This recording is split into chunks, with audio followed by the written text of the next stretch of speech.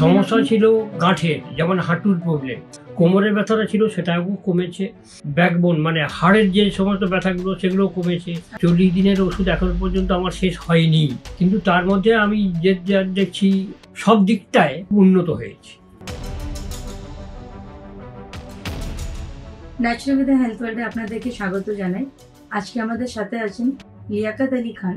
কিছু সমস্যাগুলো নিয়ে উনি ডক্টর কেন সাইফুল্লাহ স্যারের কাছে ট্রিটমেন্ট করাচ্ছেন। আসুন ওনার থেকেই জানি ট্রিটমেন্ট করার পর উনি কেমন আছেন। আসসালামু আলাইকুম। ওয়ালাইকুম সালাম। কি সমস্যা নিয়ে আসা হলো আপনার? সমস্যা ছিল গাঁঠের, যেমন হাঁটুর প্রবলেম। আচ্ছা, আমি ভালোভাবে নামাজ পড়তে পারতাম না, এখন ভালোভাবে নামাজ পড়তে পারি। বাহ। তবু ডাক্তারদের আজকের ইনস্ট্রাকশন আছে যে এখনো পর্যন্ত আপনি টেবিলে কিংবা চেয়ারে বসে নামাজটা পড়বেন, কেন হাঁটুর উপরে খুব বেশি এখন জোরটা দেবেন না। কোমরের ব্যথাটা ছিল সেটাও কমেছে, ব্যাকবোন মানে হাড়ের যে সমস্ত ব্যথাগুলো সেগুলো কমেছে, সিদ্ধারার ব্যথা এগুলো কমেছে।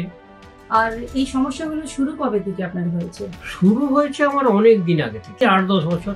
8-10 বছর? হ্যাঁ তো নিশ্চয়ই আপনি অন্য জায়গায় কোথাও ট্রিটমেন্ট করেছেন? হ্যাঁ, অন্য জায়গায় ট্রিটমেন্ট করেছি, কিন্তু আমি ভালো ফল পাইনি, আর ভালো সেরকম ধরনের কোনো ডাক্তারের একটা পরামর্শ পাবো আচ্ছা এরকম ধরনের তখন আমার ধারণাও ছিল না। আচ্ছা, আমি ফোনে যোগাযোগ করি এবং গত এপ্রিল মাসের 10 তারিখে ফার্স্ট অ্যাপয়েন্টমেন্ট আমি ন্যাচুরোপ্যাথি করি এখানে ডাক্তার কাছে আসি। 40 দিনের ওষুধ এখন পর্যন্ত আমার শেষ হয়নি।